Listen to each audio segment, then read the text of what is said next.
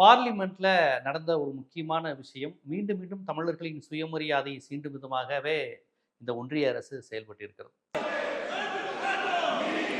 जो दुमका जिले के मंदिरों की चर्चा की है, झारखंड में आर्कियोलॉजिकल सर्वे ऑफ इंडिया 13 ऐसे मॉन्यूमेंट्स हैं जिनके संरक्षण के लिए काम कर रही है। दुमका के मंदिरों के लिए किसी भी तरह का ऐसा कोई प्रस्ताव अभी वर्तमान में विचाराधीन नहीं है।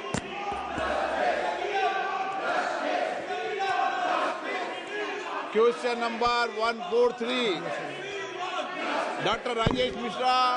எங்களுக்கு வர வேண்டிய 2000 கோடி, அதாவது நல்லா கவனிச்சுக்கோங்க, இது யாரும் நம்ம ஒன்றும் பிச்சை கேட்கல, அவங்க ஒன்றும் பிச்சை போடல. நமக்கு வர வேண்டிய நிதி, அந்த கல்விக்காக நம்ம தமிழ்நாட்டு பிள்ளைங்க படிக்கணுங்கிறதுக்காண்டி கொடுக்க வேண்டிய நிதியை கொடுங்கன்னு கேட்டா, நீ இந்தி படிக்கணும், நீ மும்மொழி கொள்கையை ஏற்றுக்கணும், நீ புதிய கல்விக் கொள்கையை ஏற்றுக்கொள்ளணும் அப்படிங்கிற நிபந்தனையை வைத்து இதை ஏற்றுக்கிட்டா இது, இல்லாட்டி நீ படித்தா போ, இப்போ நாசமா போறதுனா போ அப்படின்னு நிதியை தரமாட்டோம் என்று ரொம்ப வெளிப்படையா தமிழர்களை வஞ்சிக்கிறோம், தமிழ்நாட்டு பிள்ளைங்க படிக்கக்கூடாது என்று சொன்னது இந்த ஒன்றிய அரசு.